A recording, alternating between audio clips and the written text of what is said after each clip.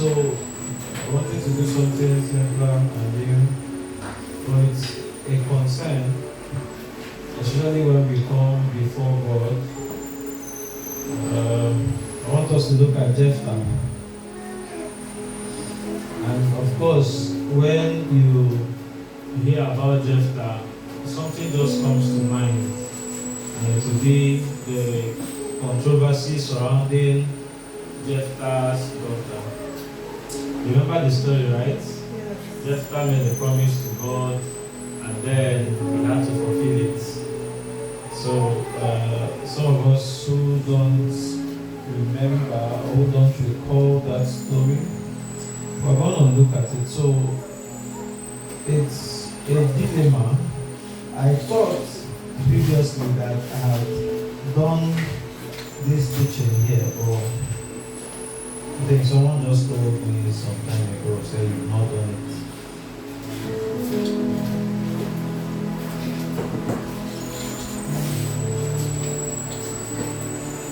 Sorry.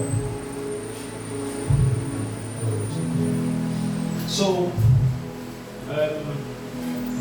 what can we call that kind of controversy? When we see Jephthah, let me do a little bit of narration.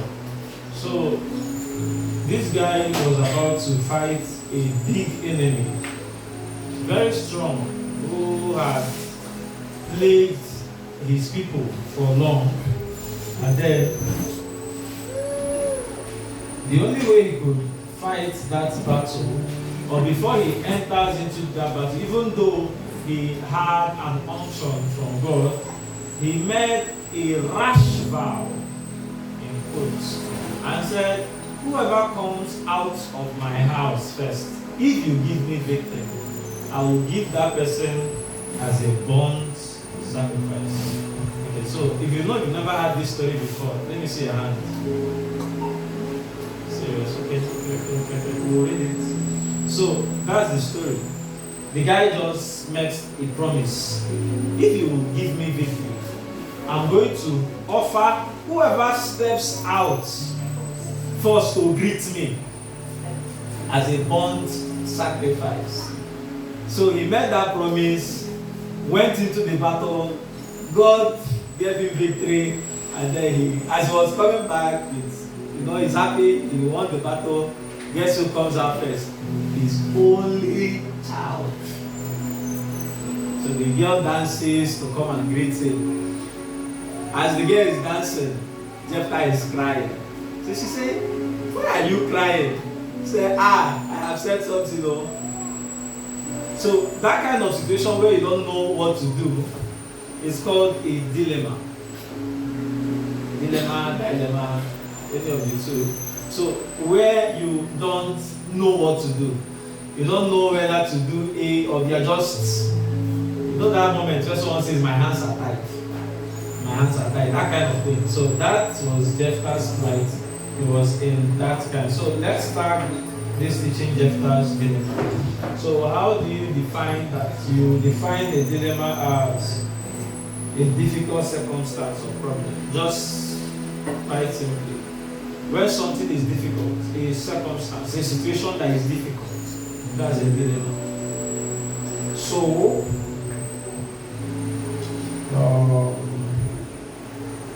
have you ever seen a rope? Let me give an example. Where something is tangled up together, or thread, and then you cannot find the tip again. So you begin to try to, eventually you will now cut everything. And so you can save whatever is remaining. And that kind of thing. That's where a dilemma is. That's the best example. So let's go to Judges chapter 11 from verse 1. So the book of Judges is basically not just acts of God, but it is biographical in nature. So it tells us about the people who judged Israel, and then it gives us a rundown of their life. From their time of importance to the time of their death. So whenever you read the book of Judges, that is the way you have to read it. You read it as you are reading biography, someone's biography. This is what happened to him, this is what he did, and then he died. That's what it is. So now, when you read this, now Jephthah the Gileadite was a mighty man of valor. This Jephthah was a Gileadite, that's his village, and then he was a mighty man of what? And he was the son of what? Good. And Gilead begat Jephthah. This thing here, when you are writing a biography, you divide it into sections. You have early life, right? Yes. Education, right? Which other said work, career, achievement. Then he was survived by. So when you read this thing, the idea it gives to you, if we are looking at it, we know that it tells us who gave birth to Jephthah, right? And that is Gilead. It also tells us that he was a mighty man of valor, and then that his mother was a harlot. So it tells us, the beginning of the story tells us that Jephthah had a father named Gilead, and he also had a mother, of course, but they didn't tell us the name of the mother. They just told us that the mother was a harlot. The reason why they didn't tell us the name was because to this story, the name was not relevant. What was relevant is her career choice. And I will tell you why. I often say that there are no coincidences in scriptural interpretation. So when you read the Bible, you don't read them as maybe this one just happened. Everything has a reason. Everything from beginning to end has a reason why it's there. Even I think when I used to play around, and I'll tell you that even Jesus being a carpenter, there's an explanation to it in the Bible. And how many of you remember when I did that? You won't remember, and I've done something like that before. So everything, when you say Jesus turning water into wine, and then there were 6 water pots of stone, there was a reason for it. So when you begin to read it, and I want you to look at this through that. So what we are doing today is mostly scholarly, but I would want you to pay attention. At the end, you understand why I'm doing this, and then we'll pray. Alright, let's go to. So the things I don't want you to forget is 1. Jephthah was a Gileadite. Good. Jephthah the Gileadite, was a mighty man of valor. His father was Gilead, and the mother was a harlot. Don't forget this thing. Don't forget. If you must forget anything, don't forget that Jephthah's mother was a harlot. Look at the next one. And Gilead's wife. So Gilead had another wife. Are you paying attention to the story? Gilead had another wife. Gilead's wife bare him sons. So the same way they will write in a biography, Mr. Okonkwo was born in 1948 to the family of so. He had 5 brothers and 2 sisters. That's the same thing we are reading here. So Mr. Jephthah was born to the family of Bro Gilead, and Bro Gilead had a wife who bare sons. But Bro Gilead also had another attaché, side chick, who was a harlot that gave birth to Jephthah. Now, the main chick son, I'm doing this main chick and side chick, if I'm getting it right. So the main person gave birth to sons, and then these sons grew up and they thrust out Jephthah.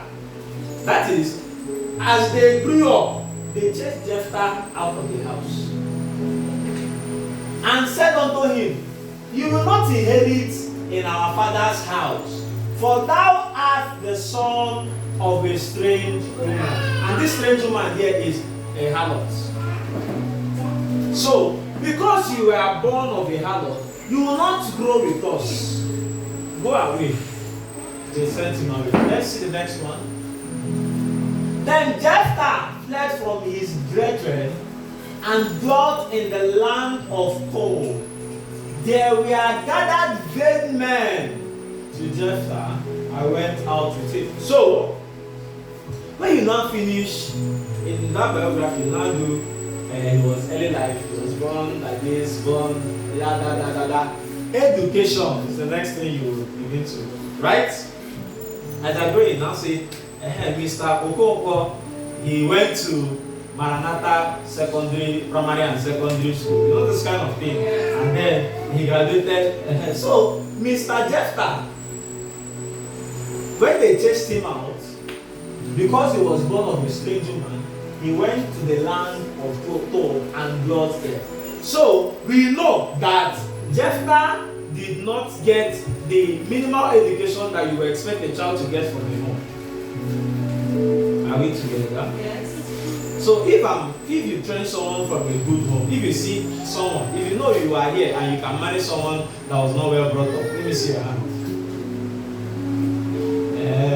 Yeah, that's the same thing here.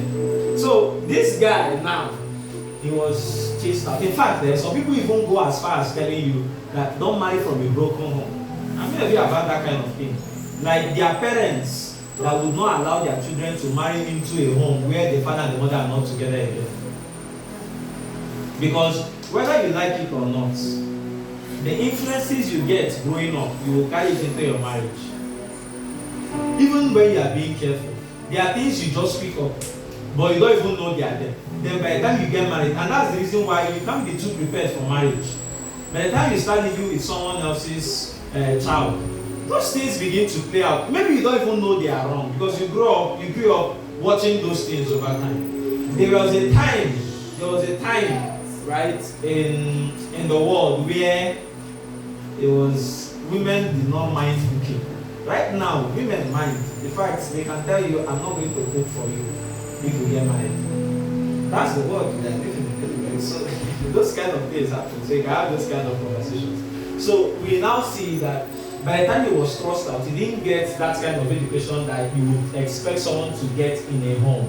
So Bible now tells us that aside, don't forget that he was a son of a harlot, right? The son of a harlot. Don't forget that.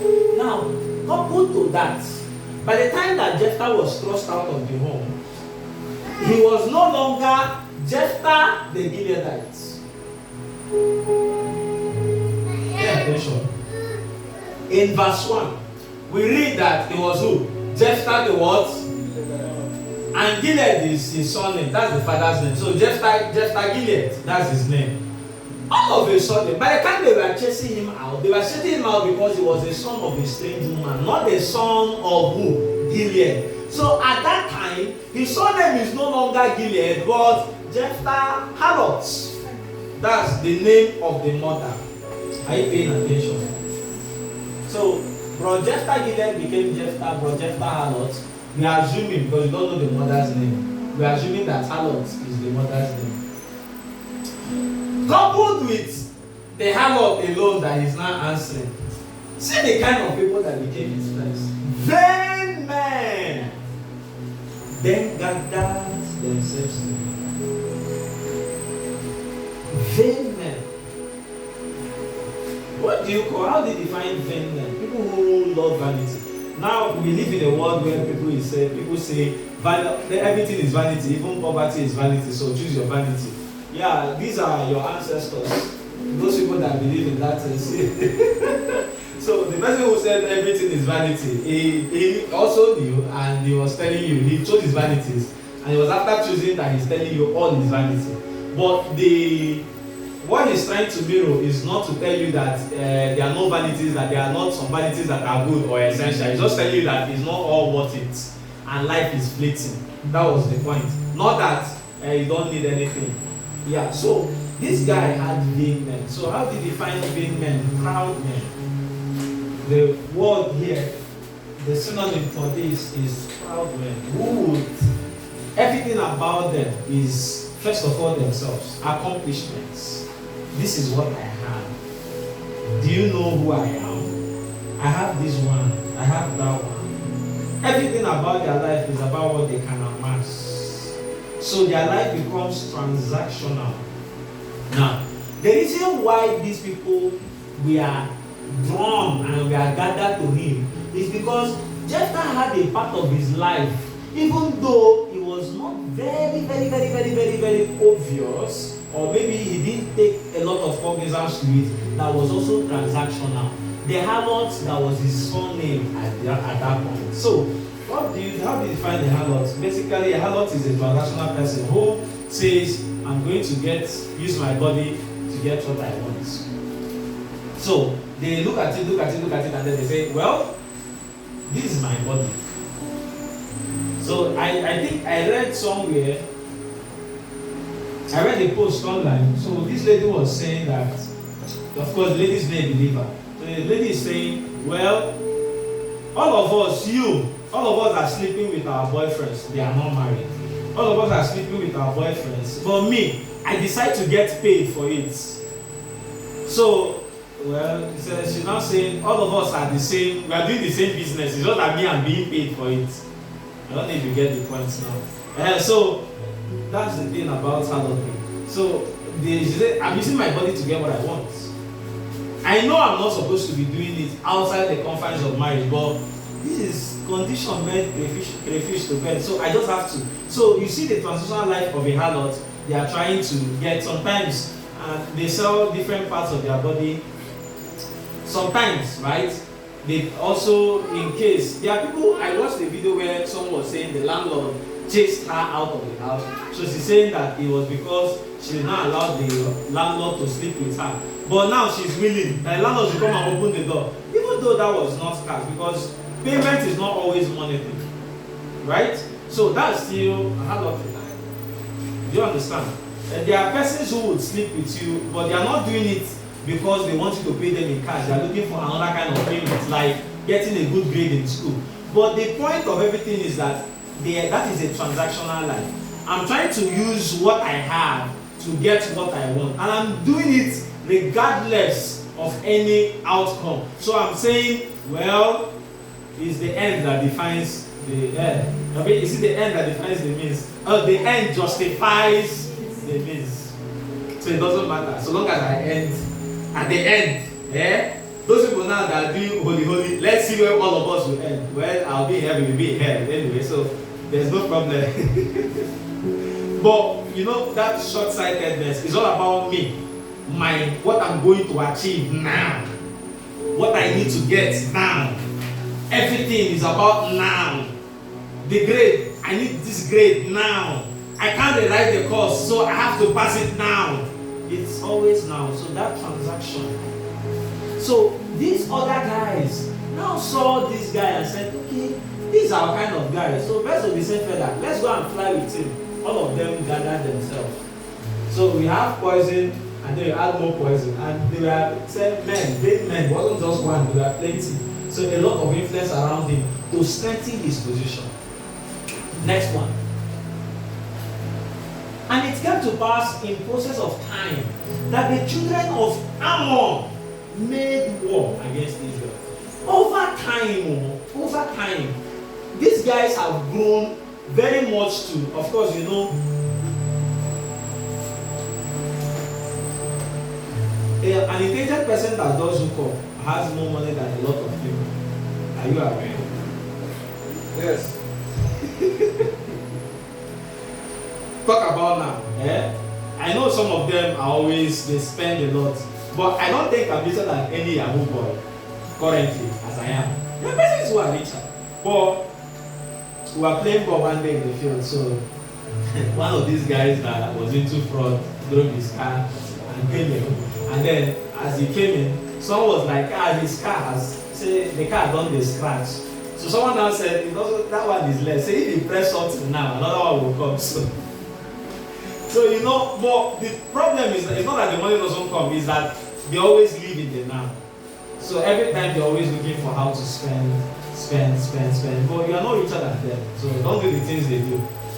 And it came to pass in the period of time, these guys had become big. A process had happened.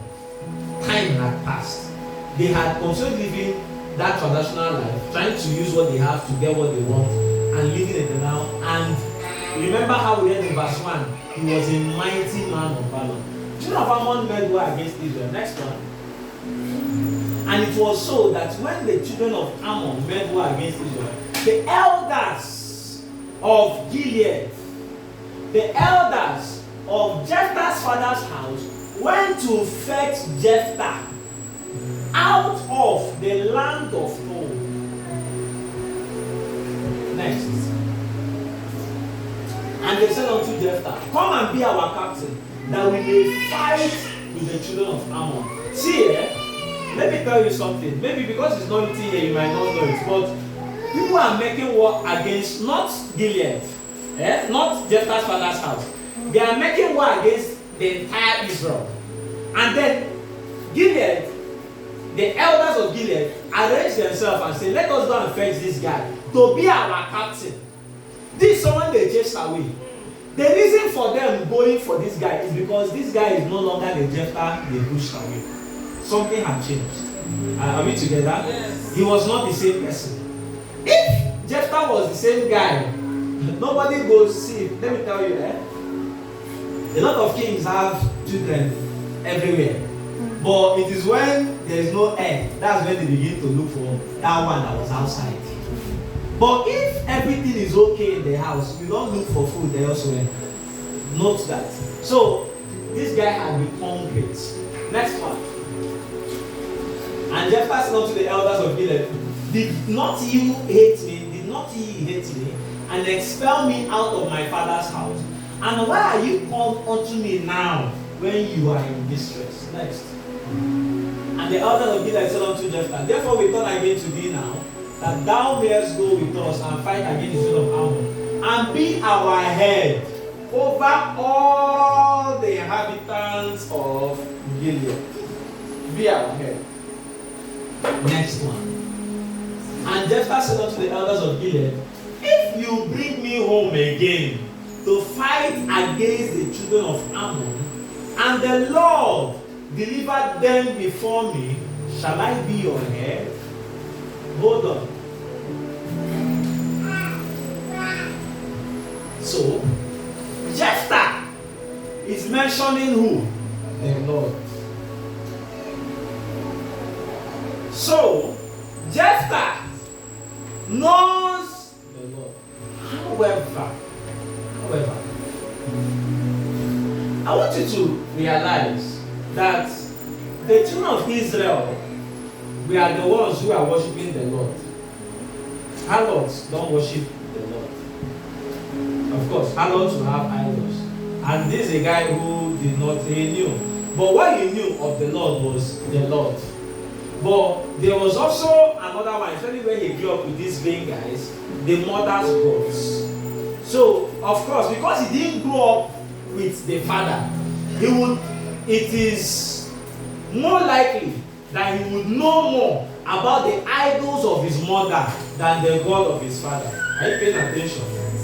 Let's continue.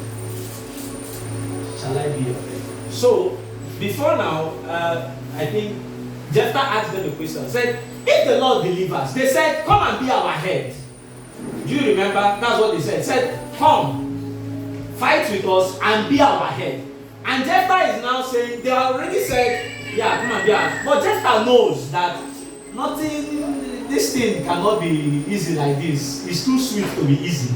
So Jephthah is looking for, how is it? How do I make it so that it becomes transactional? All my life, I've always been, I give and then I take. I give and then I take. Now you are offering me something on a platter. That cannot be it. So he's not saying, if God deliver you, will I be your head? They are saying, they are not even mentioning deliverance. They are not saying, lead us and be our heads. This guy now saying, well, God is going to use me to deliver you. When that happens, will I be your head? So I want to do something for you people, and when I do it, will I be your head? It has to be a transaction. That sign and you need to sign it. Let there be a document. Some of you, when we finish, you will know where you fall in there. And then the elders of Gilead said unto Jephthah, the Lord be witness between us, if we do not so according to thy words. So when you do a business, you know there's a contract, there are witnesses. So this is a contract. Contract. What is the difference between a contract and a covenant? They are not the same. A lot of you, or a lot of believers who say they have a covenant with God don't have any covenant with God. What they have are contracts with God. They are different. Alright, I will maybe, before we end, I'll show us differences. Let's see the next one quickly. Okay, verse 11. Then Jephthah went with the elders of Gilead, and the people made him head and captain over them. And Jephthah uttered all his words before the Lord in Mizpah. Next. And Jephthah sent messengers unto the king of the children of Ammon, saying, What hast thou to do with me, that thou art come against me to fight in my land? Next one. And the king of the children of Ammon answered unto the messenger of Jephthah, Because Israel took away my land, when they came up out of Egypt, from Anon even unto Jabbok and unto Jordan, now therefore restore those lands again peaceably. Next one. And Jephthah sent messengers again unto the king of the children of Ammon. Next. And said unto him, Thus said Jephthah, Israel took not away the land of Moab, nor the land of the children of Ammon. Next. But when Israel came up from Egypt, and walked through the wilderness unto the Red Sea, and came to Kadesh. Next. Then Israel sent messengers unto the king of Edom, saying, Let me, I pray thee, pass through thy land. But the king of Edom would not hearken thereto. And in like manner they sent to the king of Moab, but he would not consent. And Israel abode in Kadesh. Next. Then they went along to the wilderness and compassed the land of Edom and the land of Moab, and came by the east side of the land of Moab, and pitched on the other side of Anon, but came not within the border of Moab, for Anon was the border of Moab. Next. And Israel sent messengers unto Sihon, king of the Amorites, the king of Heshbon. And Israel said unto him, Let us pass, we pray thee, through thy land into my place. Next. But Sihon trusted not Israel to pass through his coast, but Sihon gathered all his people together and preached in Jahaz and fought against Israel. Next one. And the Lord God of Israel delivered Sihon and his people into the hand of Israel, and they smote them. So Israel possessed all the land of the Amorites, the inhabitants of that country. Next. And they possessed all the coast of the Amorites, from Anon even unto Jabbok, and from the wilderness even unto Jordan. Next. Right. So now, the Lord God of Israel had dispossessed the Amorites from before his people Israel. And shouldest thou possess it? Next. Will not thou possess that which Chemosh thy God giveth thee to possess? So whatsoever the Lord our God shall drive out from before us, them will be possessed. Next. And now, art thou anything better than Balak, the son of Zippor, king of Moab? Did he ever strive against Israel, or did he ever fight against Israel? So, like I said, he did not know so much about where he was coming from, the God of his father. Here he's saying that Balak, the son of Zippor, was innocent. You know what Balak did? Balak hired Balaam to go and lay a curse on, put the curse on Israel. And when he couldn't do it, he sent Moabitish women into the camp of Israel to go and commit adultery and sin against God. And God now killed a lot of them. This is the Balak this guy is saying is innocent. So are you seeing that there is a fault in his education? His education is faulty. Next one. While Israel dwelt in Heshbon and her towns and Arah and her towns and all the cities that be along by the coast of Ammon 300 years, why therefore did he not recover them within that time? Next. Wherefore I have not sinned against thee, but thou doest me wrong to war against me. The Lord, the judge, will judge this day between the children of Israel and the children of Ammon. Next one. Howbeit the king of the children of Ammon hearkened not unto the words of Jephthah which he sent him. Next. Then the Spirit of the Lord came upon Jephthah, and he passed over Gilead and Manasseh, and passed over Mizpeh of Gilead, And from Mizpeh of Gilead, he passed over unto the children of Ammon. The Spirit of the Lord, hold on. Go back. The Spirit of the Lord came upon Jephthah. He passed over Gilead, one. Passed over Manasseh. Remember that he was sent out. And then these guys were bringing him. Gilead was not a friendly place for him before. God brought him here. Still waters. Nothing is happening. So God took him. The Spirit of the Lord was upon Jephthah. Took him. Passed through the places where there was no warfare. Where everything was calm. And then passed over and got to where battle was. Look at the next place. Jephthah became afraid. And then he vowed a vow unto the Lord. And some of us are like this. When everything is calm, you are with God. And then when slight change of weather, you begin to panic. Carest thou not that will perish it. That the same God in terrible times is also the same God in terrific times. He's the same. That the one that has been leading you all this while from primary, when you don't even used to read, you just go and write exam and you carry first and come back. It's the same God that will lead you when now you have to read to pass. Okay, people don't read to pass, so they cannot read it. But you understand what I mean? The same God. So people just panic. And remember that I need to transact. If not, I'm going to say, now vow a vow unto the Lord. And said, God was on his own. I said, if thou shalt without fail deliver the children of Ammon into my hands. Next. Then it shall be that whatsoever cometh forth of the doors of my house to meet me. When you read this thing, you begin to think that maybe it was just open. The guy was saying, whatever, God, whatever comes out, and you say, not if maybe he was thinking a dog will come, or he was thinking a book will come. How many things will come out and greet him? He said, but if whatever is coming out there, you can come out. But when you are coming out to meet me, I'm coming in because I went to war, and then someone is coming to welcome. Whoever is meeting the person at the gate is going to welcome him.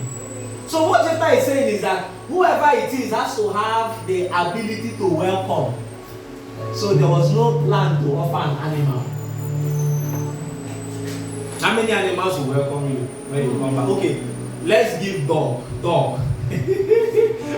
Let's give dog, right? But what are the odds? He doesn't have a dog. How many times did you see in Israel that Bible says somebody had dog? Dog. It says someone had dog.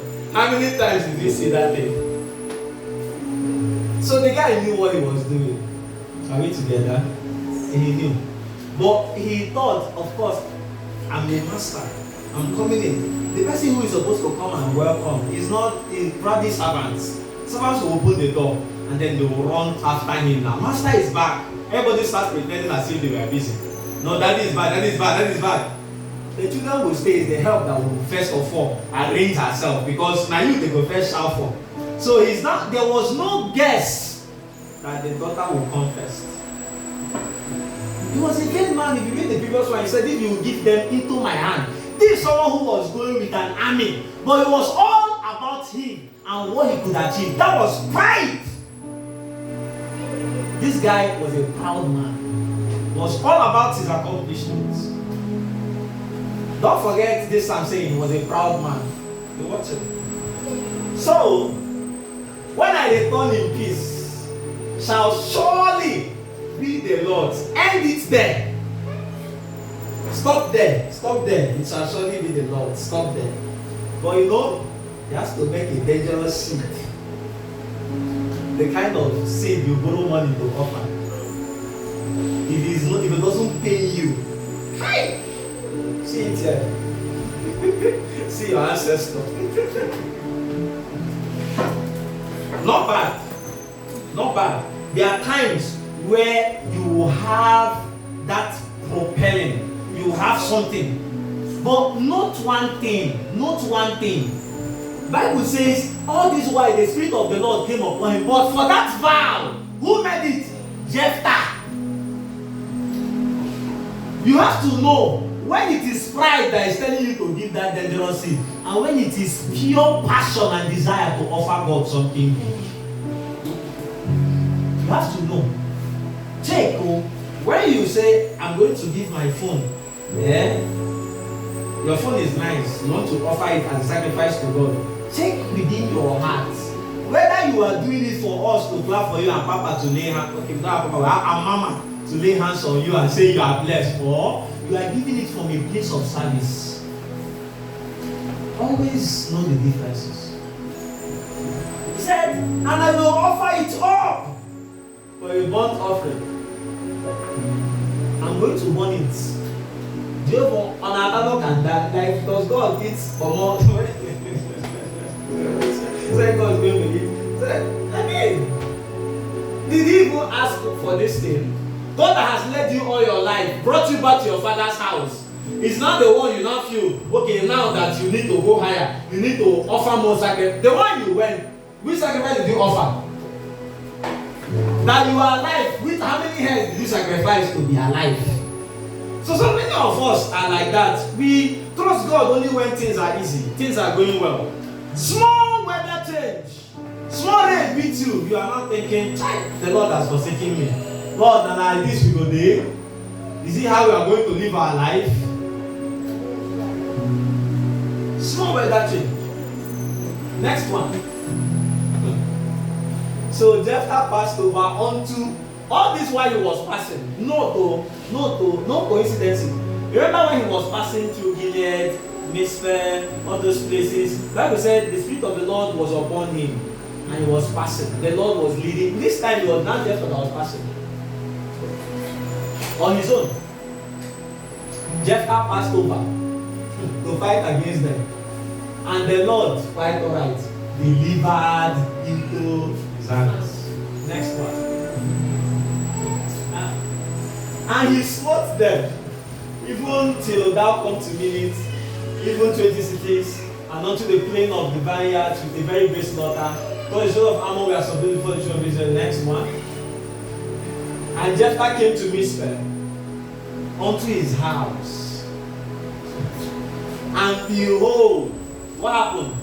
His daughter came out to meet him with timbrels and with dances. Someone they are going to sacrifice. She was dancing.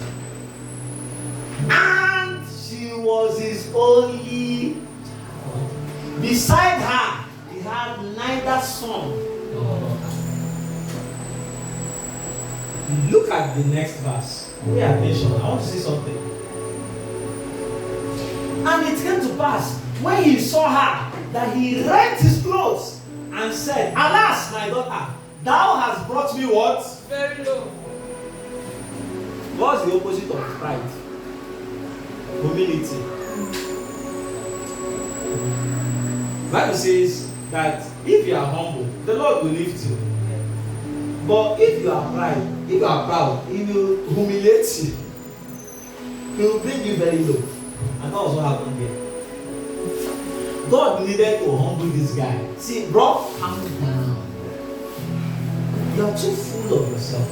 You feel everything is transaction. With your power, you can do it. You can do it. You are good. You are good. If you let's continue hustling it. Anyhow, one day, to happen will blow. If you and let's go. Okay. One day he will humble you too.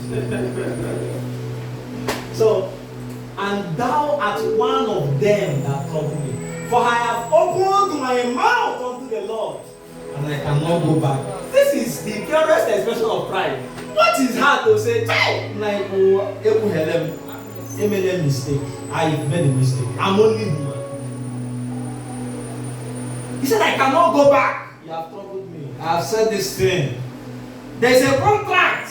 Assign here. There's witness. There are witnesses. You can't go back. Did God ever ask anybody to offer human sacrifice? This guy wanted to offer a servant. That's the way harlots do it. That's the way people, idols, they were okay. He knew about Chimezie, the god of the Amorites. How did he find out about him? He knew the name. How did he know who? You know how someone told me, we had this case in school then. So, it was an arranged miracle. Quite alright. I know I've told this story before. So, the man of God then, not man of God, God forgive me, whatever, but his name was Abbas or something. His name was even shady. So he came, they invited him. Before that, they told everybody to come to church with coconuts. I went there to charge phone innocently. So with my phone, I was seeing Samsung Galaxy S7 Plus. And it was my aunt that gave me that phone. It was expensive then. So I was sitting to charge my phone. That night, the man of God, I didn't even know they had a program, but the man of God came and then they were hyping up. Like all those churches where they see. If I mention the name of the church, you will know it. There are pastor lives around here, but I won't mention. Even though I dislike him. I know he's fake anyway, so don't worry. Continue going everywhere. One day the Lord open your eyes. So we now went there. This lady, okay, the apostle began to prophesy and called out this lady, that the lady was engaged, she was big, she used to have a lot of body, but now she's slim. The lady was quite slim then. And that what happened was that the friend took her underwear, went to a dibia, called the name of the dibia. And the lady said, yes, I know, out of excitement. I know him, he didn't say, at that time he didn't even click.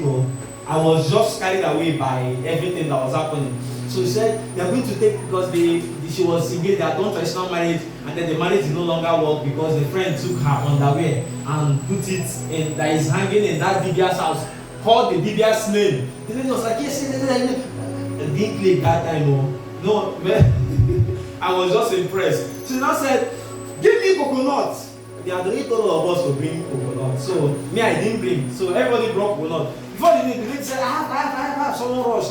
Gave the man of God coconut. She said, I'm going to go to that Dibia's house. I'm going to collect the underwear and put it inside the coconuts. And then when we break it, you will see the underwear there. We now broke coconut. Underwear came out. Me, I was like, wow, power. I have not seen something like that before. Water did not come out from the coconut, and it broke easily, but it didn't click that time. I now said, this kind of power, I must have it. I now looked, I didn't have money. The little of value I had was my phone. That's my phone. And I went, dropped it. Said, you are blessed. I said, yes. Power is what I need now. And I went and told my friend, that was around 5 a.m. It was on an online program. I told my friend, I said, the kind of power I saw today, I have not seen it. We need to go and sow, so I will get power. My friend now said, let's go. I carried one of my other friends. I don't know, but the Saturday counseling session. Okay, the man stayed till Monday. Monday counseling session, I went with one of my friends who was having a problem. And then, I don't know who told them the amount that lady had in her account, but they mentioned the exact thing. 390K. That was 2019. A lot of money. A lot of money.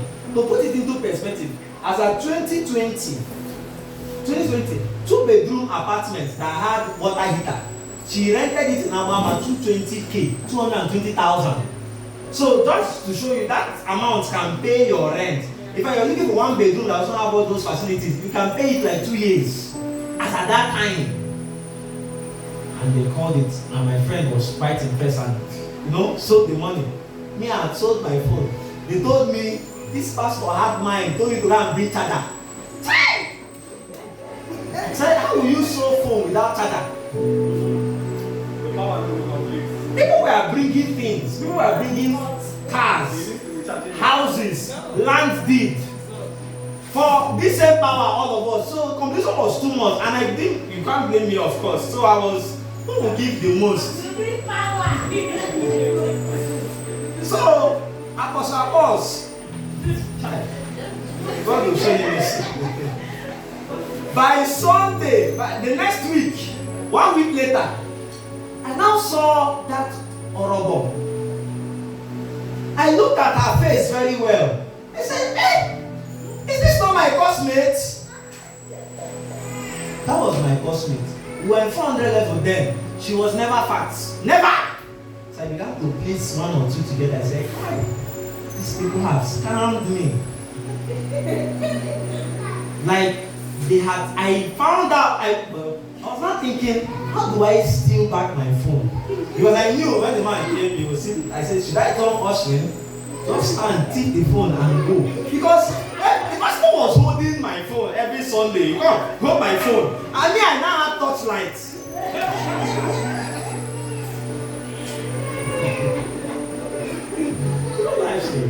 It happened to me. Power I did not get. Phone I lost.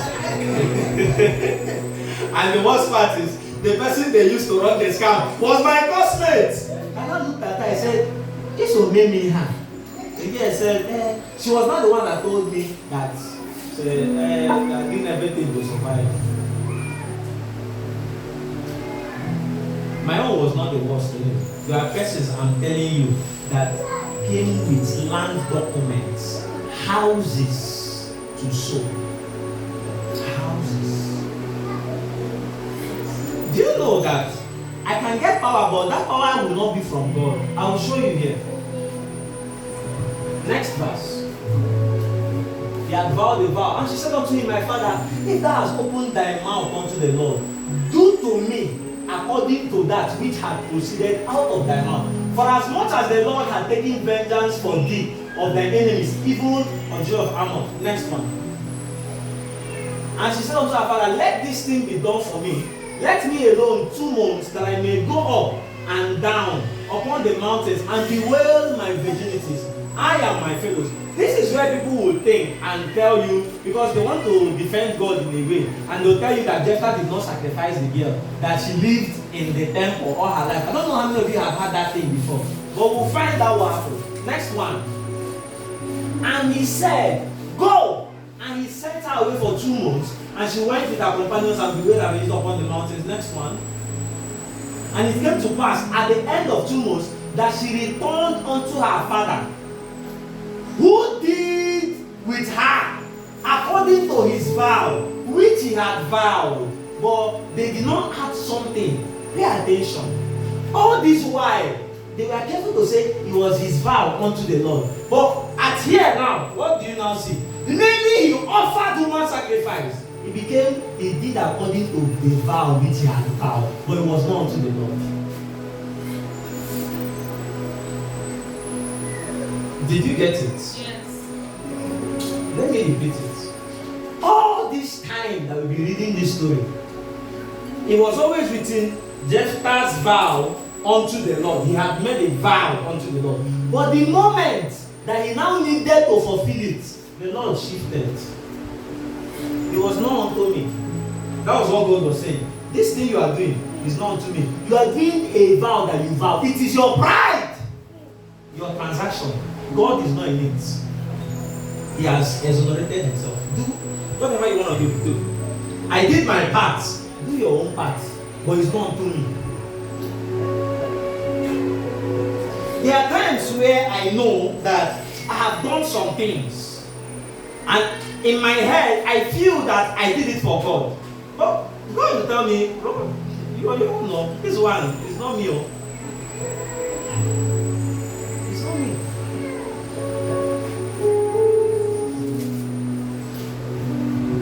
Said, and she knew no man, and it was a custom in Israel. Next one.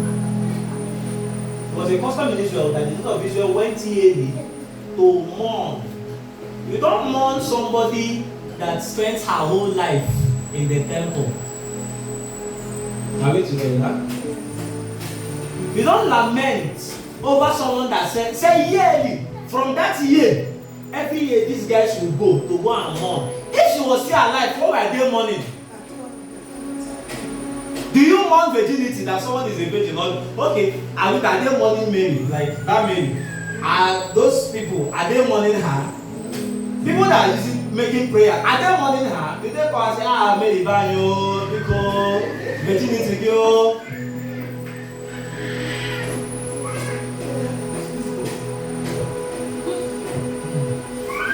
Let me show us something.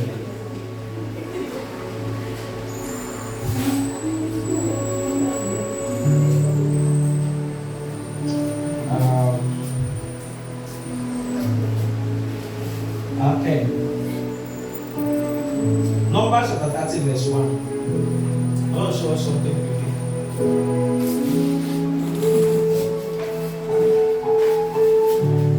Alright, and Moses spake unto you, this is the thing which the Lord has commanded. Next one.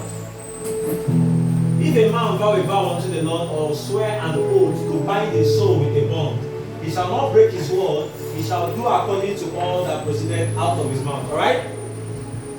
Okay, we will see this also in Deuteronomy 23, 21 to 23. Yeah, but go to Leviticus chapter 5, verse 4. We'll read 4 to 13. Leviticus chapter 5. So, God is speaking to priests. God is speaking to priests here.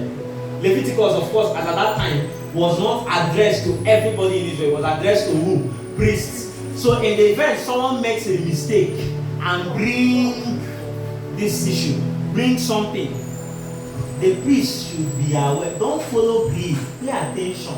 Know how to solve people's problem. If a soul swear, pronouncing with his lips to do evil or to do good, whatsoever it be that a man shall pronounce with an oath, and it be hid from him, when he knoweth of it, then he shall be guilty of one of these. Next. And it shall be, when he shall be guilty of one of these things, that he shall confess that he had sinned in that thing. Next. And he shall bring his trespass offering unto the Lord for his sin, which he had sinned, a female from the flock, a lamb or a kid, the priest shall make an atonement for him concerning his sin. Basically, if you make a vow unto God and break it, you have sinned. But you should also come before a priest who will make an atonement, bring something, a lamb or a gift, for a priest to make atonement for you. Next one. And if he be not able to bring a lamb, then he shall bring for his trespass which he hath committed 2 turtle doves or 2 young pigeons unto the Lord, one for a sin and the other for a burnt offering. Next one.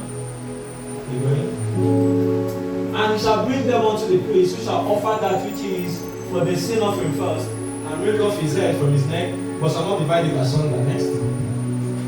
And he shall sprinkle, next. And he shall offer the second of the burnt offering, and the priest shall make an atonement for him for his sin which he had sinned, and he shall be forgiven him. Next one. Let me see. Okay. If he be not able to bring 2 turtle doves, they reduce it also. Pigeon. Because there are classes. There are persons who can afford this one and they cannot afford this other one. So God kept reducing it. He shall put no oil. Next one. Next one. Okay. Alright, next one. This is what this guy did not know. His education was not complete. So he didn't know that when you make a hasty promise to God, you can atone for it. You can tell God, I'm sorry for this thing. Forgive me. And make atonement for it. And God will still forgive him. And even though he didn't know it, another way he could have found out was through a priest that knows the law. That will cause them teaching priests. We see the Bible, I think in First Kings, the Bible says that the people of Israel did not know the true God because they were not teaching priests in Israel at that time. Not just having priests, I can teach you. So you don't make mistakes. If this guy had a teaching priest, they would have helped him.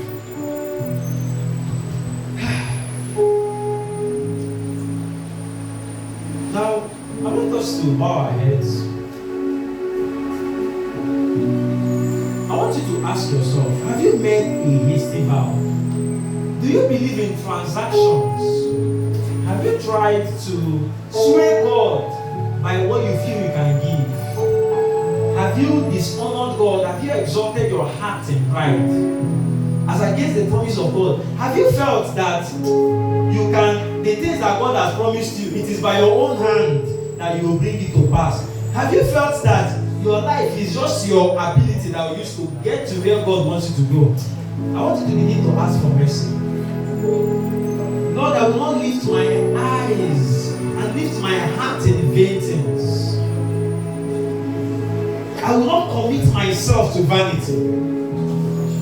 If I have done so in time past, Lord, I ask for your mercy. Purify my heart once again. Purify my